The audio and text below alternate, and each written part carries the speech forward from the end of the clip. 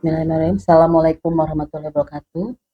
Selamat siang, perkenalkan nama saya Ipah Mulyani, SPMM, saya dosen Sekolah Tinggi Ilmu Administrasi Banten pada program studi Ilmu Administrasi Niaga dengan Hidden 04 12 04 73 08. Background pendidikan S1 saya Sosial Ekonomi Pertanian dan S2 saya Magister Manajemen. Saya mengampu beberapa mata kuliah, yang salah satunya adalah mata kuliah Manajemen Sumber Daya Manusia, bobot 3 SKS di semester 4 ini. Pada proses pembelajaran selama satu semester ini ada beberapa yang saya sampaikan kepada mahasiswa pada saat proses pembelajaran dimulai, yaitu dengan memperkenalkan diri secara langsung bersama mahasiswa dengan tujuan untuk bisa saling mengenal lebih dekat lagi supaya komunikasi bisa terjalin dengan baik. Setelah itu juga disampaikannya terkait dengan metode pembelajaran, capaian pembelajaran, media pembelajaran yang digunakan, serta referensi penunjang yang digunakan, penugasan dan bobot penilaian yang menjadi rekapitulasi dari beberapa item tersebut. Deskripsi atau gambaran umum manajemen sumber daya manusia secara teoritis yaitu mempelajari manajemen sumber daya manusia agar mahasiswa lebih diarahkan untuk dapat meningkatkan kualitas manusia yang profesional, yang lebih produktif lagi dalam mengimplementasikan sumber-sumber yang dimiliki oleh dirinya sendiri dan dapat dikembangkan melalui perubahan pengetahuan dan pengembangan di masyarakat serta di lingkungan kerja. Dan juga diharapkan masih sebagai faktor penentu produktivitas di lingkungan masyarakat dan di lingkungan kerjanya. Secara praktis juga membuat makalah atau paper terkait dengan manajemen sumber daya manusia, baik menggunakan data primer ataupun dengan menggunakan data sekunder.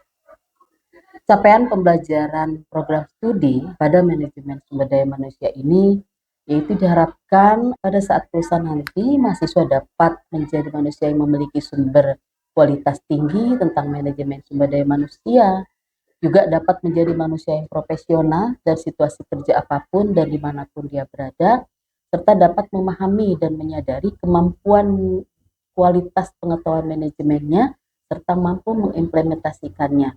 Juga dapat memiliki dan menduduki peran penting di dalam perusahaan dan memiliki sumber daya manusia yang handal.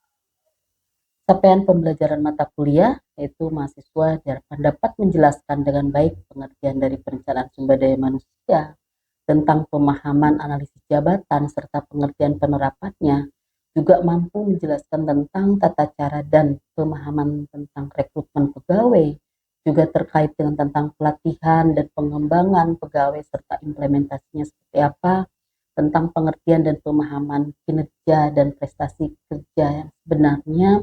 Yang kedua, yang selanjutnya juga menjelaskan atau memahami tentang karir pegawai, tentang konsepsi pegawai serta motivasi baik motivasi internal ataupun motivasi eksternal yang diperlukan bagi seorang pekerja atau pegawai.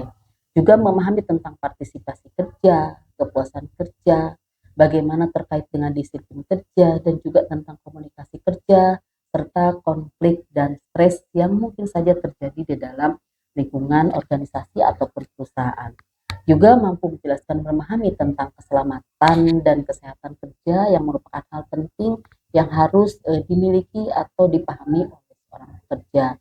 Juga mampu dan memahami tentang pemberhentian proses kerja yang sebenar. Nah, dari materi pembelajaran selama satu semester yang saya ampuh, yang pertama yaitu di pertemuan pertama kita mencoba menjelaskan terkait dengan perencanaan sumber daya manusia. Di situ bagaimana proses perencanaan manajemen sumber daya manusia, pentingnya sumber daya manusia, serta komponen-komponen di dalam perencanaan sumber daya manusia. Di pertemuan kedua, yaitu terkait dengan analisis jabatan, bagaimana pengertian tentang analisis jabatan, pengertian juga tentang atau terhadap dasar analisis jabatan, tujuan dari analisis jabatan itu sendiri, serta aspek yang perlu diperhatikan di dalam analisis jabatan. Di pertemuan yang selanjutnya yaitu tentang penarikan pegawai atau proses rekrutmen pegawai, di mana di situ dijelaskan terkait dengan pengertian penarikan pegawai, sumber-sumber penarikan pegawai, serta seleksi calon pegawai yang terdiri dari beberapa teknik yang dilakukan. Di pertemuan keempat, yaitu kita juga membahas terkait dengan pelatihan dan pengembangan pegawai, di mana di situ juga dijelaskan terkait dengan bagaimana pelatihan dan pengembangan pegawaian, serta komponen-komponen pelatihan dan pengembangan, serta tahapan penyusunan pelatihan dan pengembangan, serta prinsip-prinsip perencanaan pelatihan dan pengembangan pegawai. Untuk pertemuan selanjutnya yaitu terkait dengan kinerja dan menilai prestasi pegawai, di mana di situ dijelaskan terkait dengan bagaimana pemahaman kinerja atau prestasi kerja yang sebenarnya, faktor-faktor yang mempengaruhi kinerja, penilaian prestasi kerja, serta rehabilitasi dan validasi penilaian pegawai. Di pertemuan selanjutnya juga dijelaskan terkait dengan pengembangan karir pegawai, di mana juga dijelaskan terkait apa itu dengan karir pegawai, yang kedua tujuan pengembangan dari karir pegawai, yang ketiga juga petunjuk-petunjuk pengembangan karir serta nasihat karir yang memang harus dimiliki oleh seorang kinerja atau seorang pegawai jika ingin dikatakan sebagai memiliki kinerja dan karir yang lebih baik lagi. Yang selanjutnya itu tentang kompensasi pegawai, juga di situ dijelaskan tentang pengertian kompensasi terkait dengan kepentingan kompensasi pegawai serta faktor-faktor yang mempengaruhi kebijakan kompensasi serta bentuk-bentuk kompensasi yang harus dipahami oleh masing-masing pegawai tersebut. Yang selanjutnya juga masih terkait dengan kompensasi pegawai. Di pertemuan yang selanjutnya kembali dijelaskan terkait dengan motivasi kerja. Bagaimana terkait dengan pengertian motivasi, teori-teori motivasi, serta prinsip-prinsip motivasi dan teknik motivasi yang diberikan untuk memacu kinerja pegawai yang lebih baik, baik secara internal ataupun secara eksternal. Di pertemuan selanjutnya itu menjelaskan terkait dengan partisipasi kerja, di mana di situ juga dijelaskan tentang pengertian partisipasi kerja, persyaratan partisipasi kerja, juga keuntungan partisipasi kerja dan partisipasi manajemen. Di pertemuan selanjutnya terkait dengan kepuasan kerja, di mana juga dijelaskan mengenai hal variabel-variabel kepuasan kerja, faktor-faktor yang mempengaruhi kepuasan kerja, serta teori-teori tentang kepuasan kerja, juga survei kepuasan kerja dan tipe-tipe kepuasan kerja. Di pertemuan selanjutnya dijelaskan juga terkait dengan disiplin kerja, di mana di situ dijelaskan tentang apa makna dan arti dari disiplin kerja, macam-macam disiplin kerja, pendekatan disiplin kerja, serta pelaksanaan sanksi pelanggaran terkait dengan disiplin kerja dan teknik-teknik pelaksanaan disiplin kerja.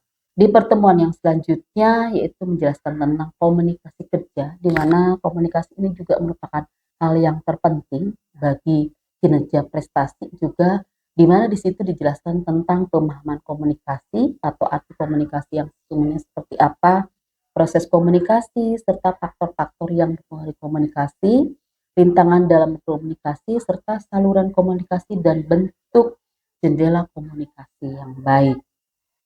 Di pertemuan terakhir kita juga membahas terkait dengan keselamatan dan kesehatan kerja. Ini adalah poin yang terpenting juga yang harus dipahami oleh pekerja, di mana mereka harus memahami terkait dengan keselamatan dan kesehatan kerja itu sendiri, tujuan dari keselamatan dan kesehatan kerja, serta usaha-usaha dalam meningkatkan kesehatan dan keselamatan kerja, juga penyebab terjadinya kecelakaan dan gangguan kesehatan pegawai. Dari semester itu beberapa materi yang disampaikan dalam proses pembelajaran. Untuk media pembelajaran yang digunakan juga menggunakan laptop, InFocus, juga Zoom Meet, Google Meet, dan e-learning dari Setia Banten.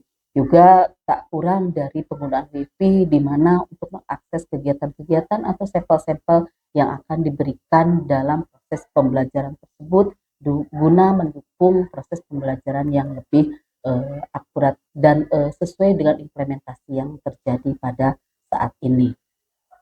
Metode pembelajaran juga diberikan sesuai dengan kebutuhan pada saat proses pembelajaran, bisa dilakukan secara ceramah, tanya jawab pada saat akhir sesi ataupun pada saat sesi berlangsung, diskusi langsung antara dosen dengan mahasiswa, juga dilakukannya forum discuss group. Di situ kita membentuk small discussion, di mana dibentuk kelompok-kelompok kecil. Mereka mencoba berpresentasi dengan paper yang sudah mereka buat dan didiskusikan bersama teman-temannya, dan dilakukan proses tanya jawab serta penarikan simpulan dan saran pada saat proses akhir diskusi dilakukan. Dilakukan juga proses simulasi khususnya dalam materi manajemen sumber daya manusia ini.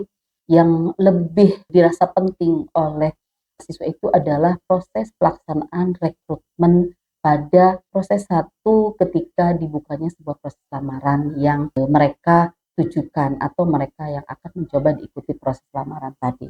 Di situ dibuat simulasi bagaimana cara membuat lamaran yang baik sesuai dengan aturan yang diminta oleh perusahaan pada saat membuka proses lamaran tersebut.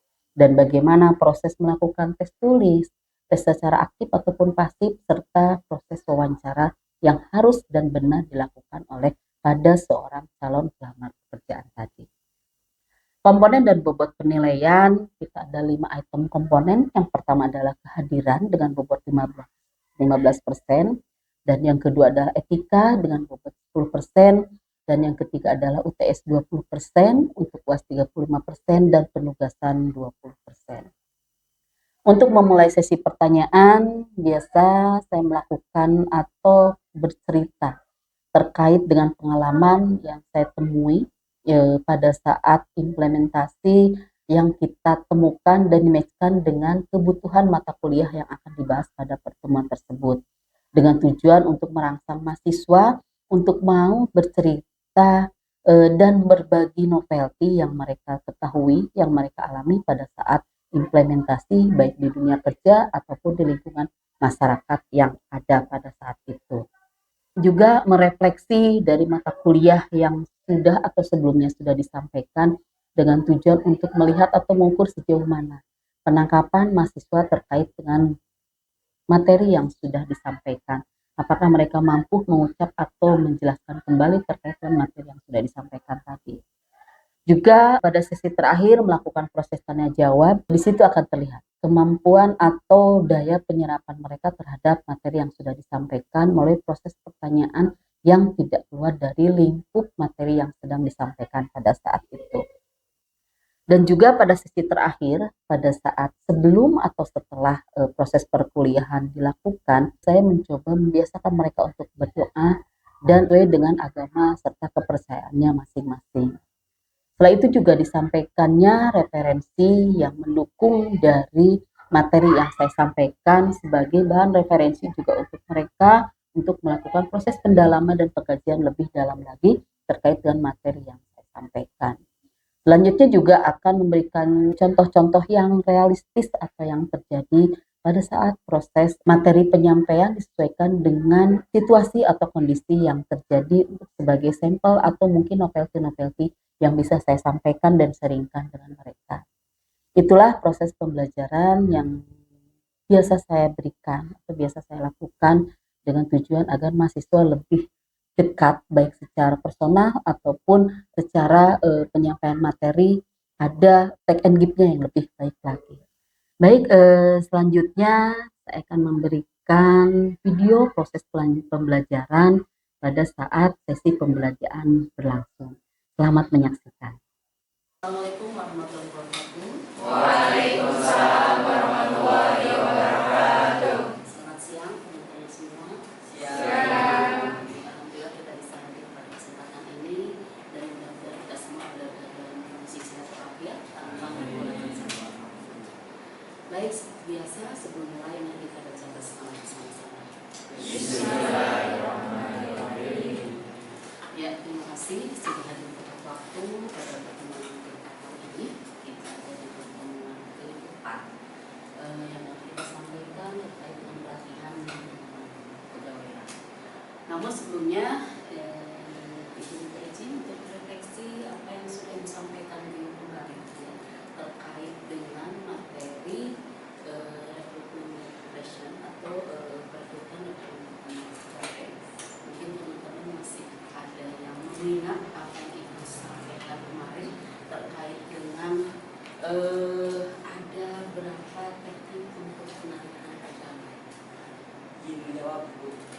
silakan Royadi. Di sini terdapat dua kategori atau dua teknik penarikan pegawai atau dua sumber penarikan pegawai, yang dimana diantaranya ada sumber internal, di mana sumber internal tersebut ialah penarikan pegawai dari dalam organisasi itu sendiri atau dari dalam perusahaan itu sendiri. Dan beberapa contohnya ialah ada promosi jabatan, ada demosi jabatan, ada transfer jabatan, mutasi jabatan, dan mutasi jabatan. Dan yang kedua ialah penarikan pegawai secara internal atau penarikan pegawai secara internal itu bisa dibilang penarikan pegawai yang dari luar perusahaan atau pegawai baru gitu. Dimana contohnya ialah yang pertama itu ada memasang iklan media massa, yang kedua itu lembaga pendidikan, dan yang terakhir itu ada rekomendasi atau dari biro ketenagakerjaan. Mungkin itu. Baik, sepakat ya? Apa yang disampaikan kemarin, alhamdulillah teman-teman masih bisa mengingat, artinya memahami apa yang disampaikan di pertemuan kemarin. Ada lagi yang mau menjelaskan terkait dengan teknik-teknik seleksi, apa yang sekiranya teman-teman tangkap pada penyampaian Ibu di pertemuan kemarin? Ibu, izin. Iya, silakan. Baik Bu, seingat job ya Bu ya, untuk pertemuan kemarin Ibu memaparkan atau menjelaskan itu ada 3 Bu di tes seleksi itu. Yang pertama itu tes pengetahuan umum ataupun TKA, tes kemampuan akademik. Nah, di tes kemampuan akademik ini untuk mengetahui atau mengukur kemampuan dan intelektual seseorang di bidang studi. Contohnya itu bisa diperhatikan dalam pelajaran matematika, bahasa Inggris ataupun ilmu sosial. Nah, yang kedua itu tes psikologis. Nah, tes psikologis ini biasa dilakukan oleh perusahaan ataupun organisasi untuk mengetahui apakah si pelamar ini mempunyai kepribadian yang baik ataupun emosi yang bisa terkontrol. Yang ketiga itu tes wawancara. Nah, di tes wawancara ini agar untuk mengetahui, mengukur bagaimana si pelamar ini ketika berbincang ataupun melakukan berbicara itu bisa terlihat apakah dia berbicara dengan baik ataupun dari kepribadiannya terlihat dari ataupun karakteristik. Nah, seperti itu Bu yang seingat Jopi. Baik, iya. Kalau memang terlihat ada sedikit kemampuan atau beberapa materi yang bisa diserap oleh anggota organisasi itu, maka dilakukan juga proses pengembangan. Bagaimana selanjutnya supaya dari yang mereka pahami setelah pelatihan, bentuk yang diharapkan oleh perusahaan itu pasca pelatihan itu mereka lebih mampu lagi, lebih mahir lagi melalui proses pengembangan yang dilakukan oleh perusahaan. Untuk tujuan apa? Untuk tujuan kepentingan di masa yang akan datang.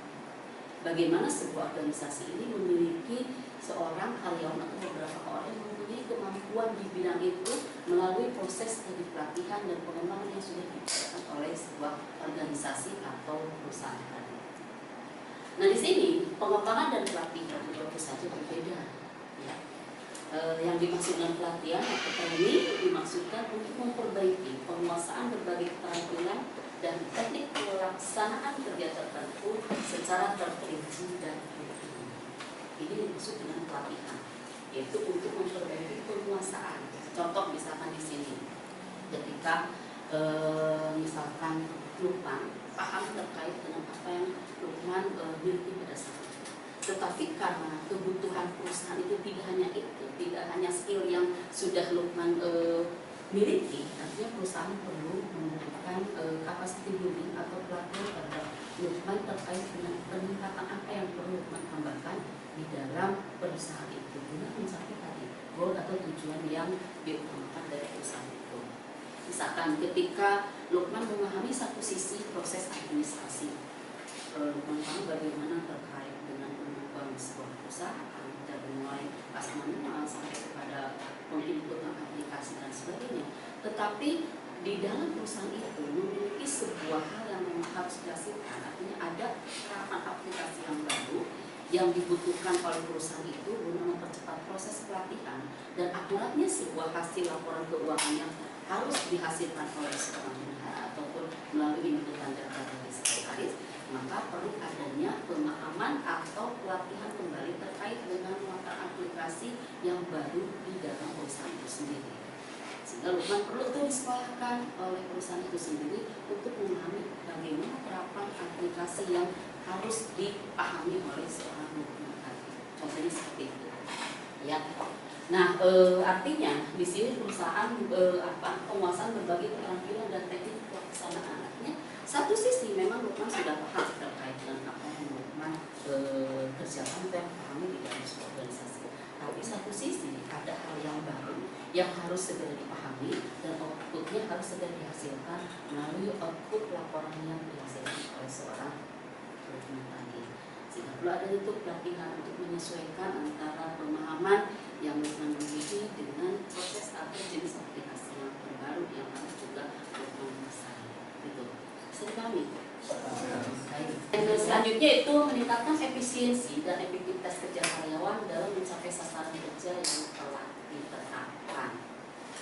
Ketika sebuah perusahaan ini membutuhkan salah satu posisi jabatan berdasarkan hasil identifikasi yang kemarin di pertemuan kita bahas. Berdasarkan hasil identifikasi, ternyata di dalam sebuah organisasi itu memerlukan satu posisi jabatan yang tidak dimiliki dalam perusahaan itu sendiri. Tetapi secara kemampuan atau secara personal yang ada di dalam perusahaan itu tidak ada yang sesuai dengan disiplin ilmu yang dimiliki. Contoh misalkan secara administrasi ada, tetapi ketika dibutuhkan satu posisi jabatan di dalam sebuah perusahaan itu adalah misalkan seorang tenaga teknis administrasi, maka karya tersebut mencapai sasaran kerja yang sehingga dengan adanya atau tanpa ada penambahan satu atau dua orang karyawan yang ada diefisiensikan atau efektivitasnya ditambah untuk mencapai sasaran yang melalui tadi proses pelatihan, proses pengembangan, sehingga memang tidak adanya atau nilai efisiensi yang tidak menambah karyawan sehingga tidak menambah cash flow yang harus dihasilkan oleh perusahaan itu sendiri, tetapi dengan memanfaatkan atau mengefisienkan karyawan yang ada di dalam perusahaan itu sendiri. Ya, baik. Ini proses pelatihan dan pengembangan ya, pendekatan PBI ini mempunyai dua buah sasaran tentunya di dalam proses pengembangan dari PBI. Yang pertama adalah menguji jika orientasi dari sejumlah parameter yang mengkarakteristikkan strategi atau kebijakan pelatihan untuk pembicaraan yang menggunakan dari perbedaan model. Ya. Dan yang kedua juga menguji jika model pelatihan dihubungkan dalam atau secara sistematis untuk strategi bisnis, karakteristik proses kerja dan kolaborasi tersebut. Dan di sini model pelatihan itu tidak mudah untuk menetapkan satu jenis pelatihan yang akan dilakukan oleh perusahaan. Tentu saja dengan pertama adalah mengidentifikasi antara pembelajaran formal seperti ini atau pembelajaran formal yang harus melihat tadi ada istilah pembelajaran peran dewasa. Kalau orang tua diberikan ceramah seperti ini, peserta pada saat proses pelatihan mungkin yang ada ngantuk atau sulit untuk dipahami, tetapi melalui identifikasi sasaran pembelajaran ini kita akan coba menerapkan program seperti apa pelatihan yang bisa diterapkan pada kelompok sasaran tertentu. Apakah secara brainstorming atau misalkan belajar sambil bermain supaya mereka lebih memahami atau bisa memberikan contoh secara langsung ya bagaimana proses pelatihan yang harus diterapkan kepada mereka. Itu yang harus ditentukan dalam mengidentifikasi sasaran pembelajaran. Dan yang kedua, menetapkan metode yang paling tepat. Artinya ketika misalkan metode yang diberikan itu hanya ceramah, tapi bagaimana metode yang terbaik, apakah secara diskusi atau hal-hal yang lain sebagainya. Dan yang ketiga, menetapkan penyelenggaraan dan dukungan lainnya. Bagaimana fasilitas yang dibutuhkan oleh sebuah peserta pelatihan dengan melihat tadi ya jenis atau sasaran pelatihan dari usia pelatihan, misalkan apakah harus dilakukan di ruangan terbuka atau harus dilakukan di gedung yang ber-AC sehingga mereka tidak bisa merokok dan sebagainya itu adalah harus dipikirkan di dalam kita menentukan sebuah proses pelatihan yang disesuaikan dengan sasaran pembelajaran.